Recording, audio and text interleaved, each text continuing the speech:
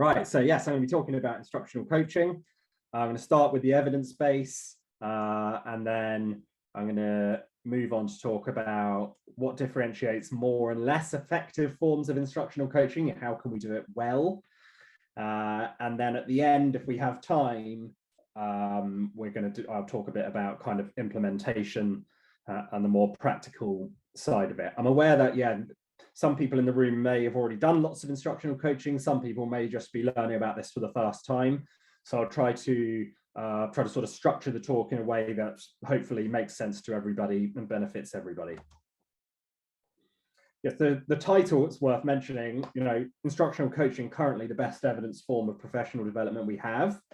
I'll go on to talk about what I mean by that, but essentially it's there's no other type of professional development where we have the weight and quality of evidence supporting its effectiveness for improving teaching and learning as a result.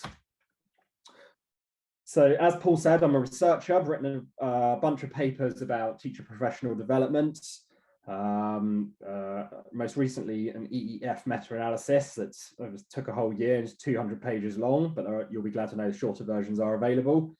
I've also written things about the importance of habits formation in both developing pedagogical skills and also the way that's a double-edged sword and can lead to difficulties in developing it further afterwards and how we can overcome that, a whole range of stuff. So this is the broad outline for the talk. I mean, when I'm talking about the evidence, I'm going to try and give you a lot of evidence. This would be a bit like sort of a university seminar series. You're going to be lots of data, lots of studies. And then after that, it's going to get a little bit more sort of practical and how do we do this well? Right, so what do we mean by instructional coaching? The classic definition, which dates back to 1981, so this idea in the education literature is 40 years old now, and subsequently sort of taken up and adapted by other researchers, is this. And I'm going to go quiet and just allow you to read this.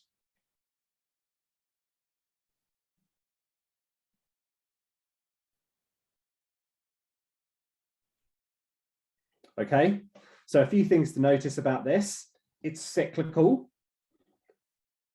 It repeats a cycle over and over again over time. It involves more expert teachers working with other teachers. This is about transferring expertise around the system, which I take to be a very good thing.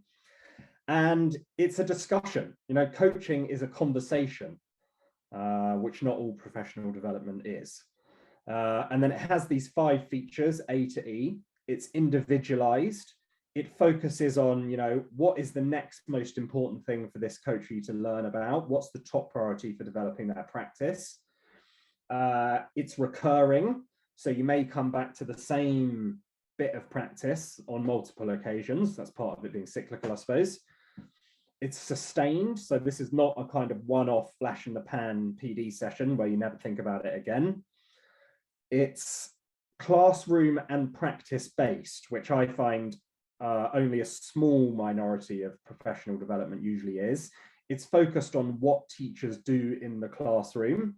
And indeed, the observation part of this observation feedback practice cycle is usually a classroom-based observation, but in a very developmental, formative, low-stakes sense, not like some of the kind of bad old days of classroom observation where we have people, coming to a lesson and trying to award it an Ofsted grade based on a half an hour of watching what was going on. This is a formative, low-stakes, developmental thing, and it's focused on specific skills, right? We don't try to address every area of a teacher's practice in one coaching session because it obviously will not work, right? This is about honing in, getting specific, being precise, and just focusing on a small thing until it's great, and then we'll move on to the next small thing.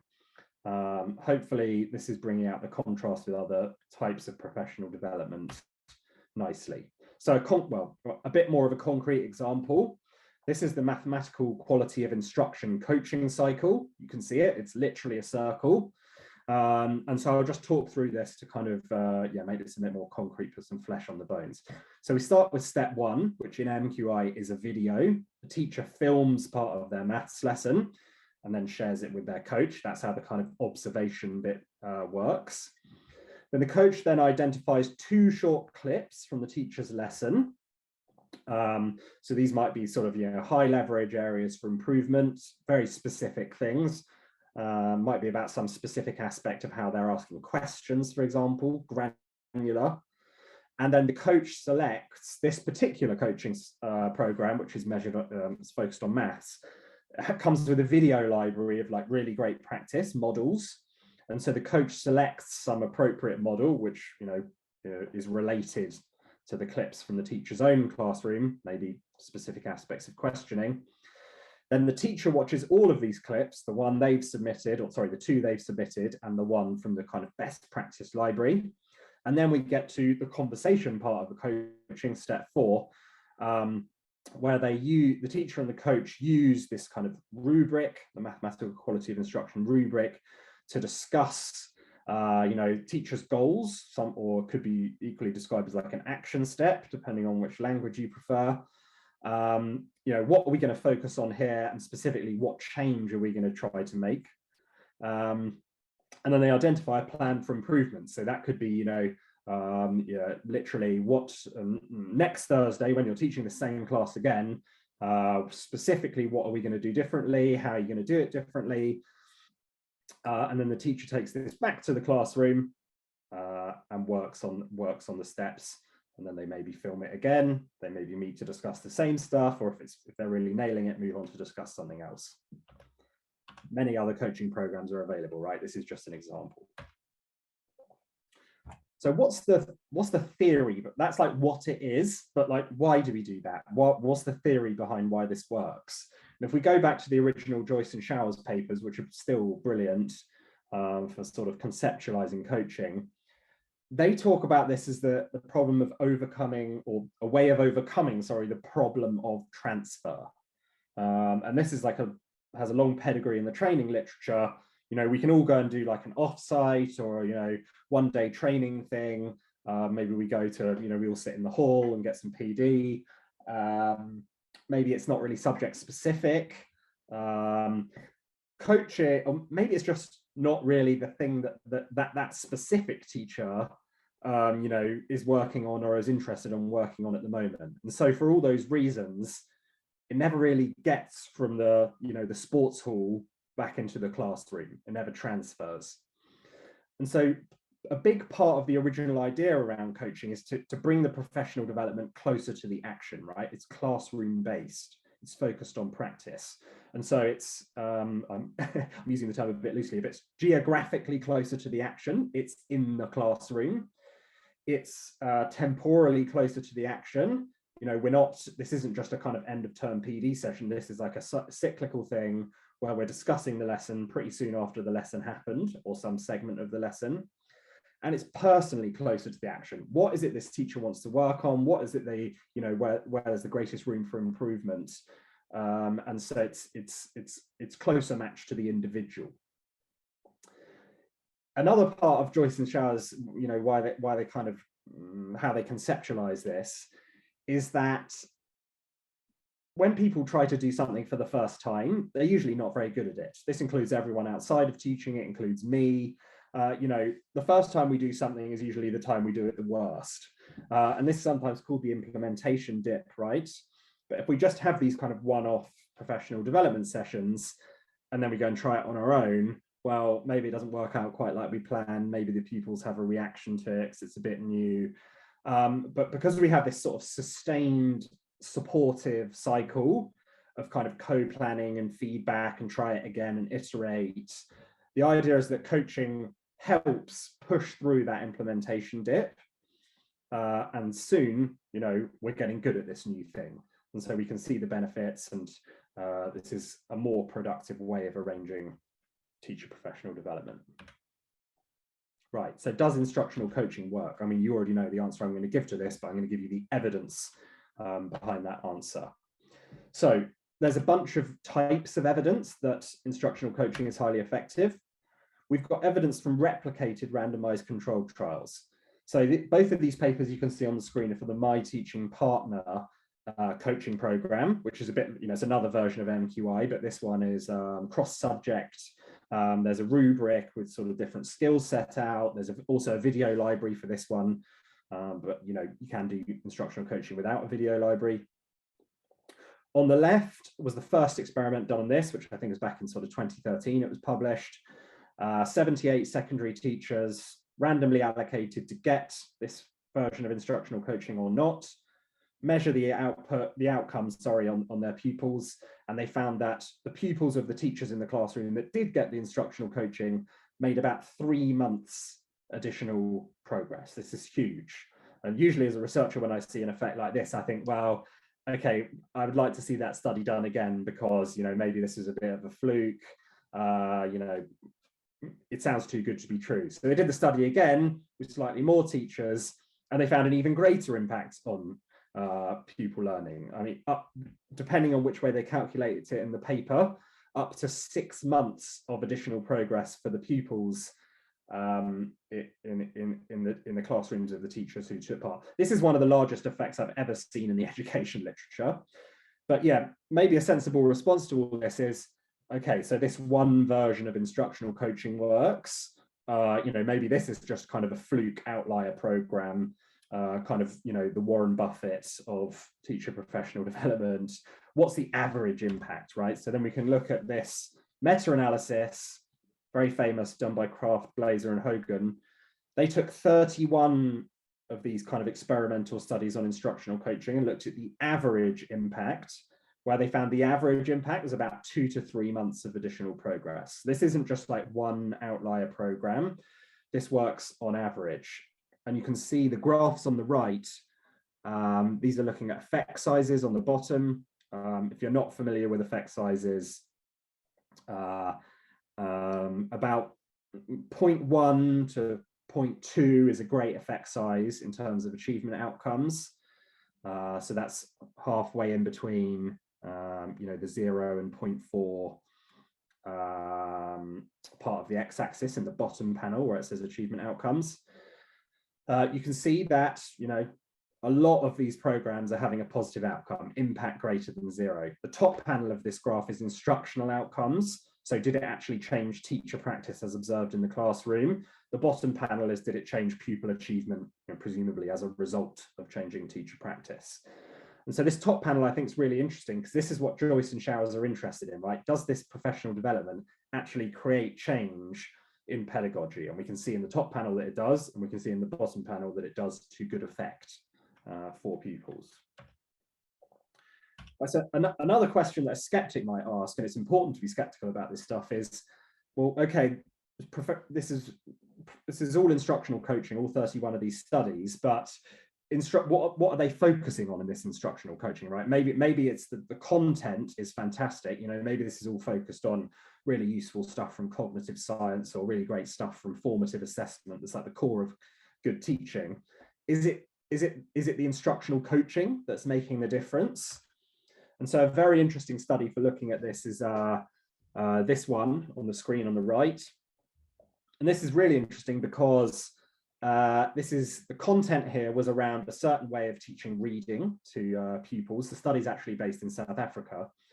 180 primary schools randomly allocated. Some of the primary schools got training on the coaching, but as a kind of off-site, traditional, shall we say, way of doing the professional development on this particular way of teaching reading to sort of fairly young pupils. And the other half were randomized to get the same professional development content, but delivered via instructional coaching. So holding the content fixed, but varying how we did the professional development. And they find, as you can see on the bottom right, my little notes, the group who got trained on this, the teachers who got trained on this in the sort of traditional off-site, day-long seminar type professional development approach, the researchers couldn't detect an effect on pupil achievement. Whereas for those teachers that got PD on the same content using instructional coaching, 2 to 3 months of benefit for pupil achievement. So this is giving us evidence that it really is the instructional coaching that's making the difference in terms of creating, in terms of the benefits for pupils. Interestingly, these researchers also followed up the same pupils a year later.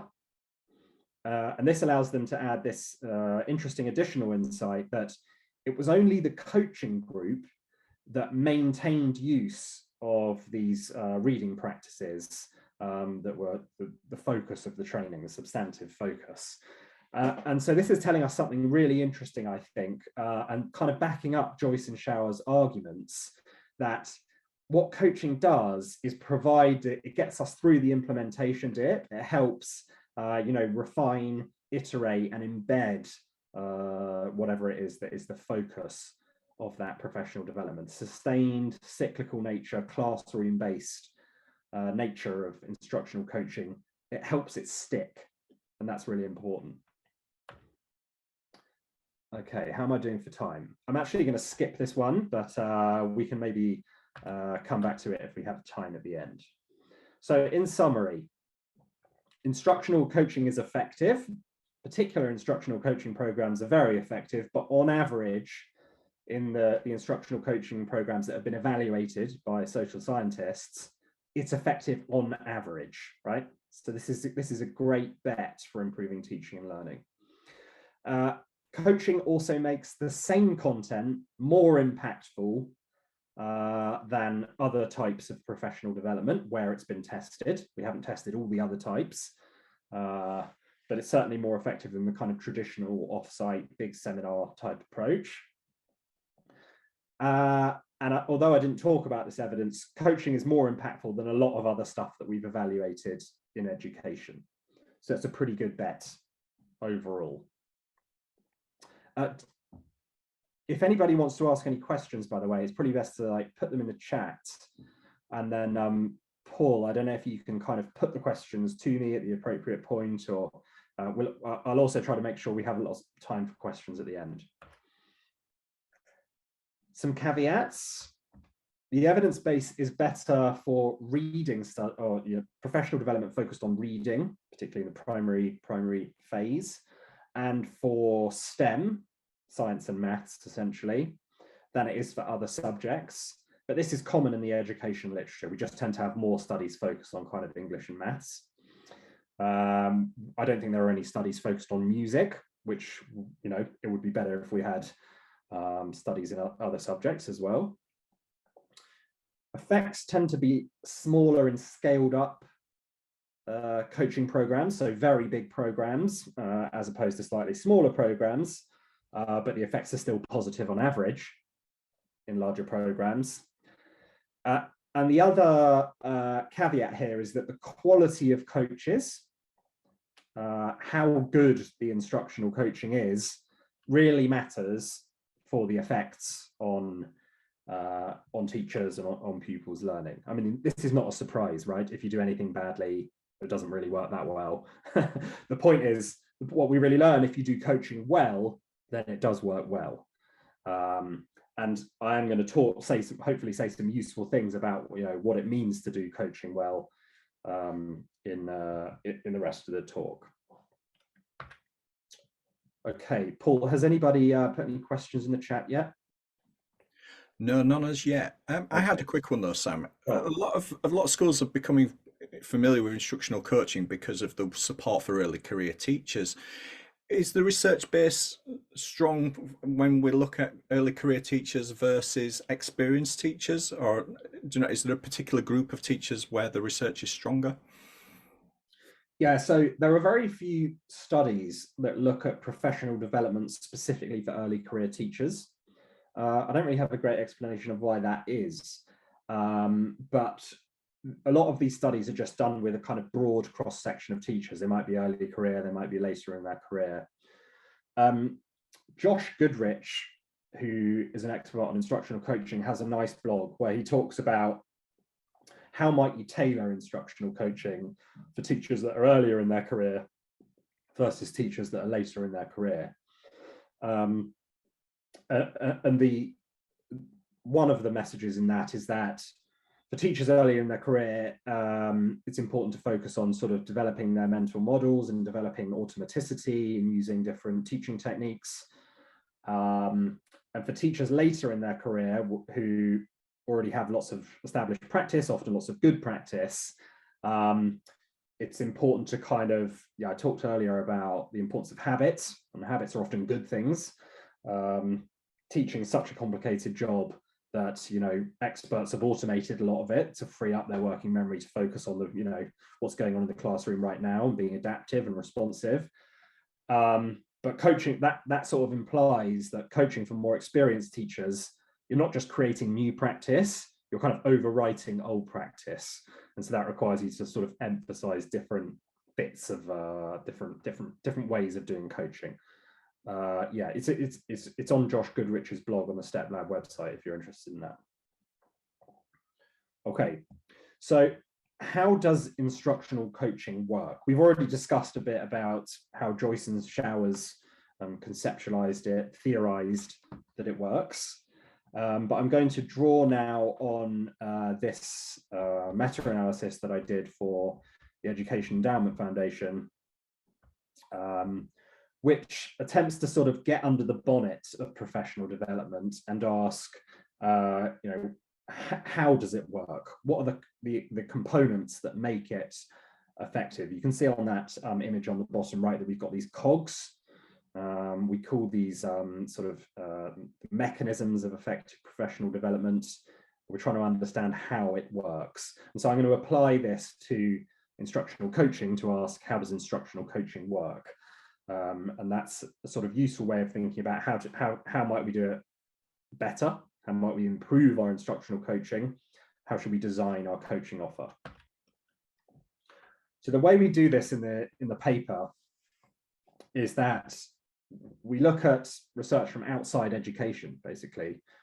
For example, we look at the research on cognitive science, about how people learn. A lot of that's about how pupils learn, but it's also about, for example, how do trainee doctors learn? What's the best way of doing medical education? Or we look at how do people gain new skills. We look at how do we change practice? So we look at some of the behavioral science literature, and basically we use that to synthesize, bring together a whole kind of toolkit of these mechanisms, which we then apply to professional development. So I'll talk through what I mean by this. So one of the interesting kind of insights that we get from the behavioral science literature is around goal setting. So I think everyone will understand what we mean by this. Explicitly setting specific goals for how we're going to change something. So an example of this from the professional development literature might be, and you can see it quoted on the right here, teachers left each session with a gap task to try out and evaluate with their own classes prior to the next professional development session. So there's a specific goal here around what they're going to change in their practice following some professional development. And we know from the literature in psychology, behavioral science, that this is a really powerful way of changing behavior, or to put it in professional development terms, changing our teaching practice. Okay. Another of these mechanisms that we bring together is modeling, right? So providing an observable example of some teaching practice, same as we might model the answer to a maths question when we're doing maths teaching or something like that. And so I talked earlier about in the MQI coaching program, how they have this sort of video library of teachers modeling certain pedagogical techniques. That's an example of modeling. And we know from lots of great research on how do we train doctors, how do we train surgeons, that modeling new practice helps people master that new practice. And so this is another example of these mechanisms or active ingredients that we list. Now, this is a talk about instructional coaching, not a talk about that EEF research. So I'm not going to go into this in huge detail, but the crucial point for us is that we end up with this toolkit of mechanisms or active ingredients of effective professional development. So you can see there, to build teachers' knowledge, The mechanisms we have are manage cognitive load, same as for pupils, revisit prior learning, same as for pupils, right? Important parts of teaching and important parts of professional development. I talked about the importance of goal setting for building motivation for change in practice. Another example from there is a credible source. So the idea of presenting evidence for, why some new teaching technique is a good idea. Next category down is around techniques. So how do we build new techniques, new skills? I talked about modeling, a couple more in that category there around feedback and rehearsal. And then finally at the bottom, this idea of embedding practice. So a couple of examples from there are action planning. And this is very similar to what we saw in that MQI example again at the start, where the coach and the coachee sit down and almost do like a sort of mini lesson planning exercise to think, okay, how are we going to use this next Thursday in our lesson with year 8 or whatever it might be? How are we going to reintegrate this practice into our lesson? Okay, so very briefly, the evidence on this stuff. And then I'm going to talk about how this applies to instructional coaching, which is the whole point. We went through the academic literature on teacher professional development. We found all of the experimental studies we could find, which was 104 studies. And then for the PD, the professional development that was evaluated in each of those studies, we asked ourselves, did they have some way of managing cognitive load? Yes or no? We read the paper and we sort of inferred it from the paper. Was there any goal setting involved in this professional development? Yes or no? And so on and so forth for all 14 of these mechanisms or active ingredients of effective professional development. And then we plotted all this information on this graph, right?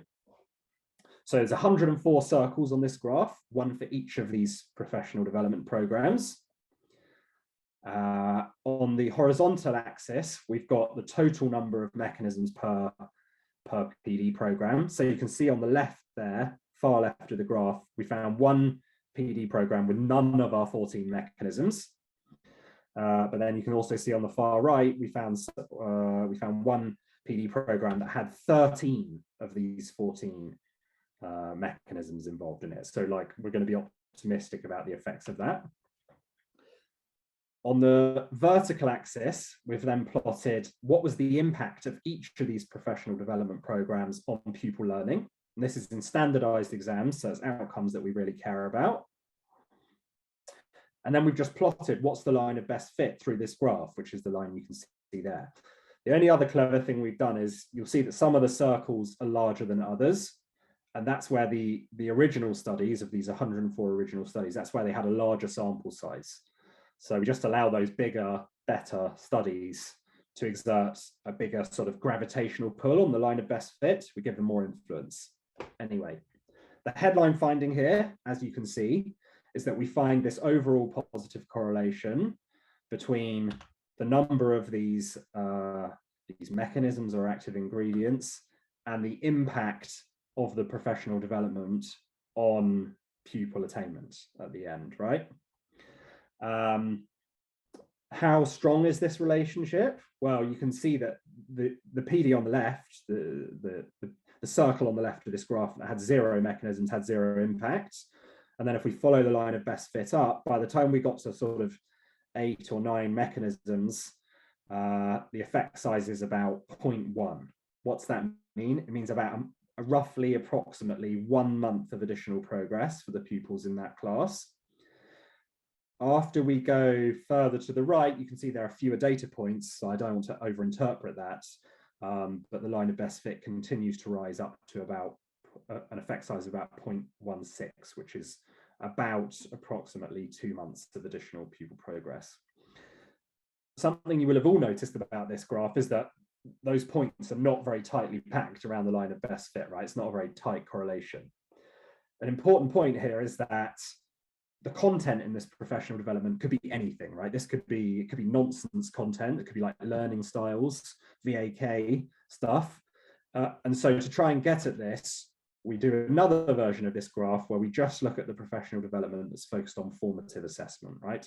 I think most people agree based on the evidence and their own experience, that really good formative assessment for learning is a good thing to focus on in your teaching. And you can see here that the 14 studies in our sample that focused on formative assessment, they're much more tightly sort of packed around that line of best fit. And we still find that more of these mechanisms are active ingredients, the greater the impact on pupil learning. Okay, so how does this all relate to instructional coaching? This is what we're actually here to talk about, right? So these active ingredients of effective professional development really seem to matter for impact, and they can help us understand how instructional coaching works. So another way of thinking about instructional coaching, and this is different to the definition I gave at the start, but is closely related, is that instructional coaching is a set of these active ingredients, right? So if you think back to the MQI example at the start, I mentioned that they do a bit of goal setting in that instructional coaching. And that's also kind of closely related to this idea of instructional coaching. We focus on a specific thing. We hone in on something granular. And in the next step of it, or in the next sort of cycle of classroom practice, observation and feedback, we're just going to focus on that one thing. Often, if you've got a good coach, the feedback involves praise and reinforcement for the things that have gone well, the progress that's been made since the last cycle, right? There's usually some instruction, right? Because your coach should have plenty of expertise, and they should be able to offer you helpful advice on how to improve your practice. That's what we mean by instruction, the third tick down in that column. Then the fourth tick down is around modeling. Again, I talked about the video library in the MQI coaching example, or it could just be live modeling, right? The coach could just live model to you something in the coaching session. There's feedback, of course, that's in the definition of coaching. It's an observation feedback practice cycle.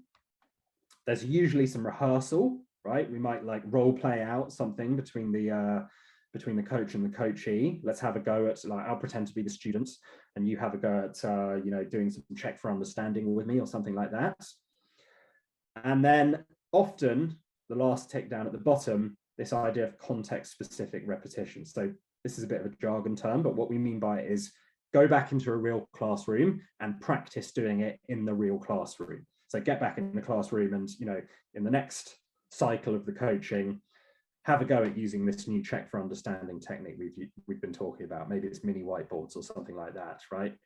And that helps embed it in practice. Now, hopefully this helps kind of make super explicit what is often going on in coaching. Some instructional coaching might miss out maybe one or two of these things. Some instructional coaching might add in a couple more things, but usually it's something like that. And I hope that those of you in the room that are coaches or are being coached can kind of recognize this in your own experience. Okay, so we're going to do a written exercise now. You should all have received a Word document from Paul, and this Word document has a conversation between a coach and a coachee. It's a real life instructional coaching conversation.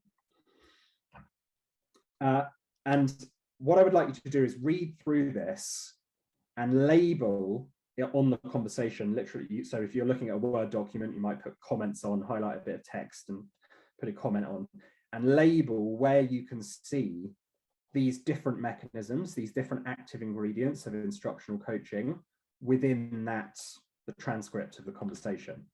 So my goals here in giving you this exercise are to learn more about these mechanisms and how they might be built into a realistic instructional coaching conversation, with a view to thinking about assessing your own instructional coaching or helping you think through the design of some instructional coaching in the future.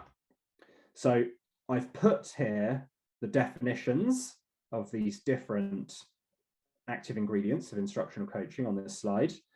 So you might want to have this up alongside the Word document, but just go through, label them where you see them in the document, and then I'll give let's take 6 minutes to do this, and then we'll come back together and I'll finish talking and we'll have time for questions and answers. 6 minutes starting now.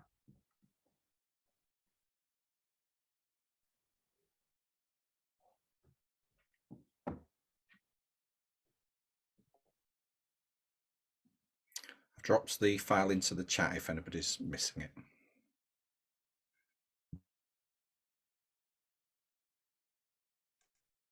Okay, thanks everybody.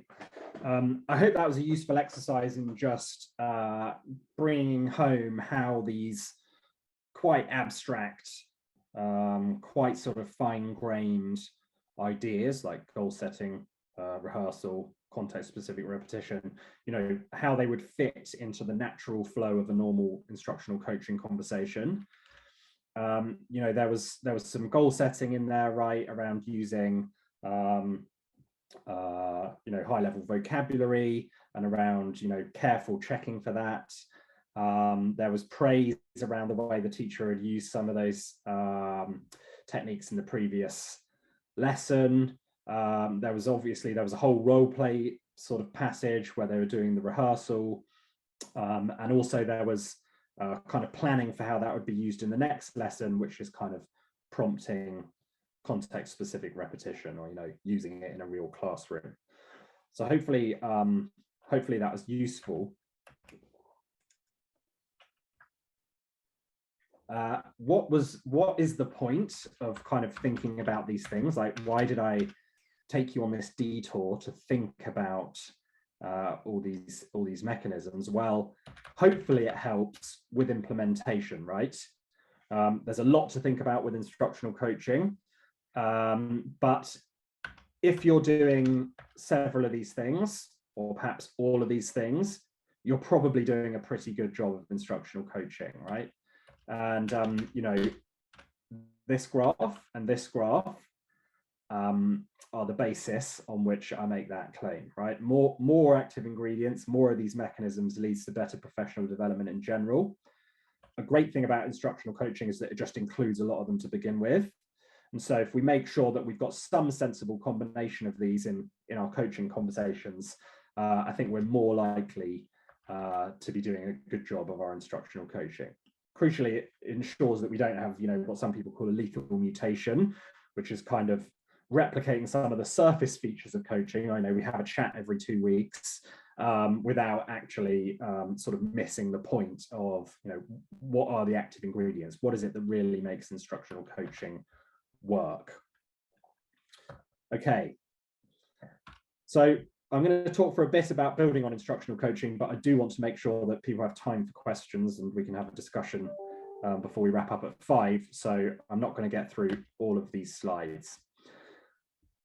So building on instructional coaching, you know, we can go beyond just having these mechanisms, these active ingredients.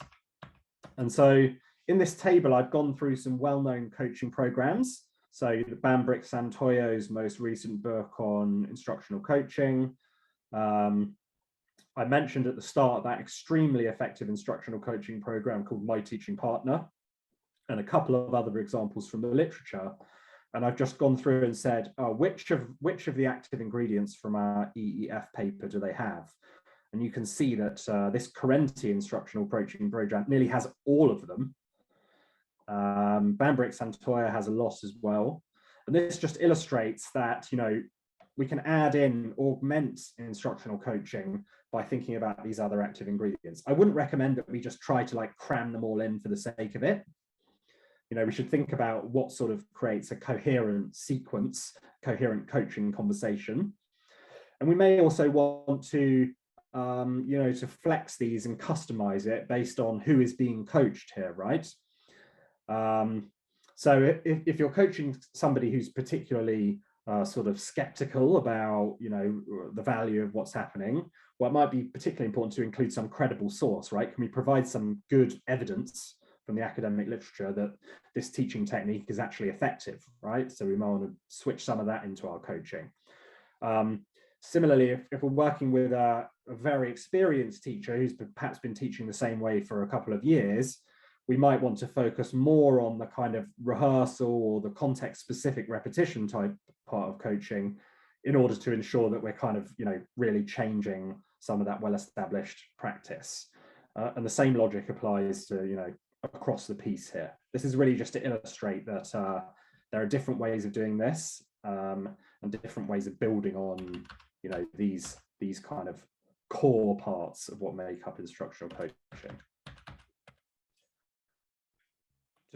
I showed you those two graphs before, showing that more mechanisms, more impact. Well, here I've done a different version of that, which is instead of just focusing on the professional development programs that are focused on formative assessment, I've just taken the professional development programs that have all of these key coaching mechanisms or active ingredients and said, okay, are they more effective when they've also got the other active ingredients in them? And you can see that, yes, they are. We still get this upward sloping line where the more additional mechanisms or active ingredients they have, the greater the effect on pupil achievement.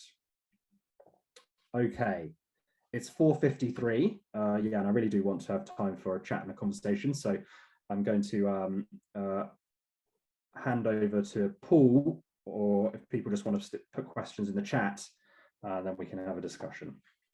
Great. So I'll kick off if that's okay with the first question. And colleagues, please do send your questions through on the chat or raise your hand using the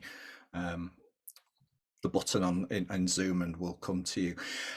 So rehearsal, I think, is an interesting concept, really. I think, again, through the early career teachers program that lots of colleagues are involved with, rehearsal has sometimes felt a little bit artificial, of standing up and having a go at it when there's no children in the room. Are you saying rehearsal could also be in the classroom with children, and is that the same as deliberate practice? Okay, so what we mean by rehearsal here, kind of in this paper that we did for the EF, is kind of rehearsal outside of the real classroom. So we are talking about like role plays, just working it through. But I think that you can achieve quite a lot of the same stuff by just doing some real practice in a real classroom while there are real kids there. Obviously, the difference is it's more high stakes when there are kids there. You've got 1,000 other things on your mind when there are kids there because it's a real classroom and they're super busy, complicated places. So probably which one of those you want to do probably depends on how experienced is the teacher. If they're right on top of their teaching practice, then they probably can try something new in a real classroom without it kind of overwhelming them. If this is an ECT, that's probably not the right place to be doing it for the first time, and doing some rehearsal kind of in a low stakes environment with a partner where you're like taking turns to practice is probably the sensible way to do it. I think on your point about deliberate practice, I tend to think about deliberate practice as kind of goal setting, rehearsal, and feedback. So we're going to focus on some specific skill. I'm going to have a go at it, and then I'm going to get some feedback from an expert. And I think those three things are pretty closely aligned with the definition of deliberate practice. Thank you. I'll give colleagues a second if they want to just raise a hand and ask a question. In the meantime, Alexandra has asked, is it possible to have a copy of this presentation? And the answer, of course, is yes. Yeah, I had my message ready to send on that one. I hadn't quite clicked the button. Andrew, can we come to you? Yeah, thanks, Paul.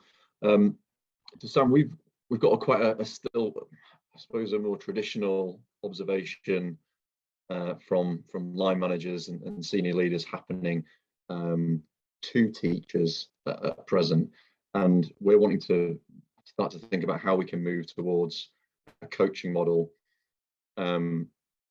whilst challenging that sort of dynamic, that traditional dynamic of the observer and observee. And I think one of the challenges we've got at the moment is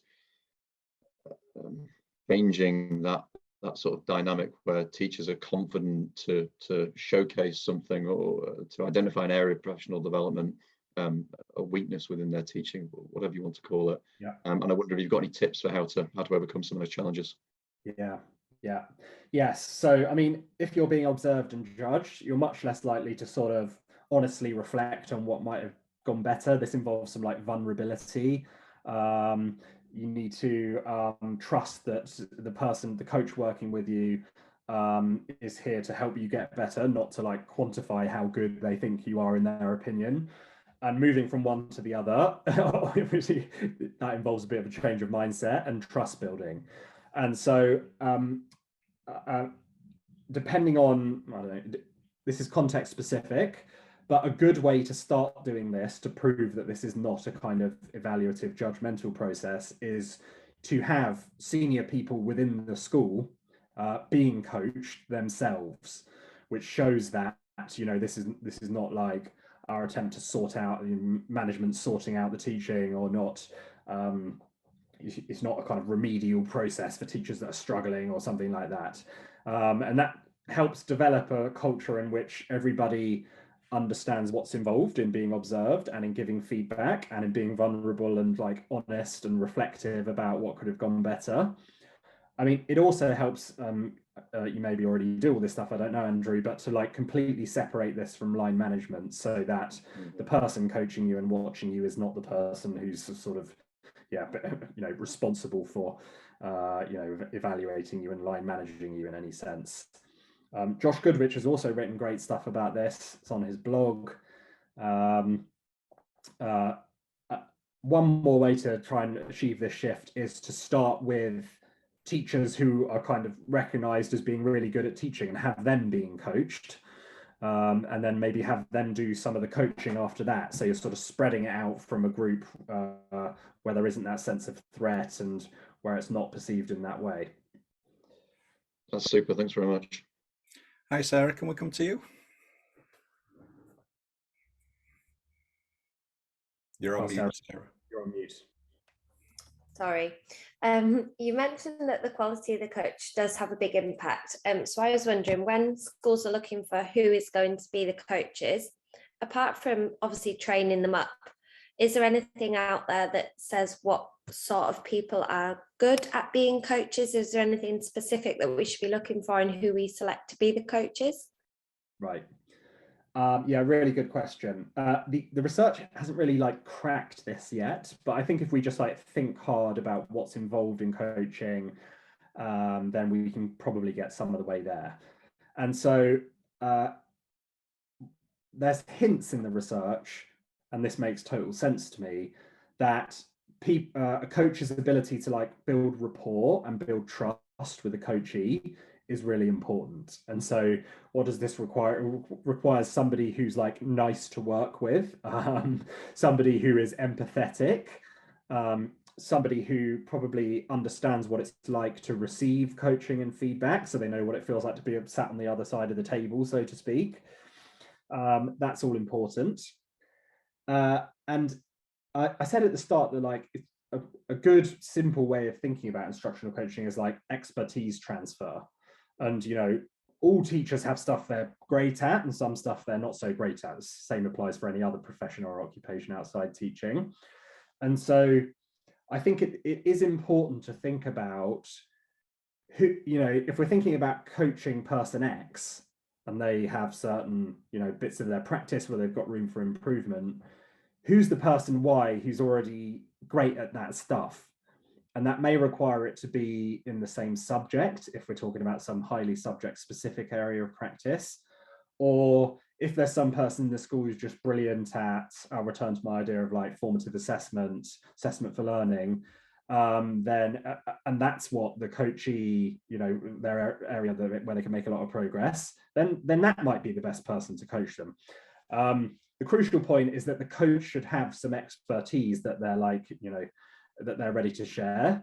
And if the coach is recognized amongst other teachers in the school or the department for having that expertise, then that's also going to help, right? Because it kind of, you know, helps build the trust, build the understanding of like why we're doing this in the first place and why am I here and what can I learn and take away from this coaching interaction.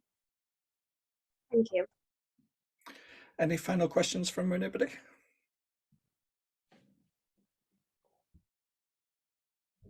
No, we'll take that as we're done. Sam, can I take the opportunity to thank you on behalf of everybody who's joined us this afternoon? It's been exactly what I was hoping for us to explore that in-depth exploration of the research behind instructional coaching. So we're all really clear on that, and I look forward to in some of the future keynotes that we're arranging, taking that even further to increasingly think about practice. So thank you. Really appreciate your time this evening.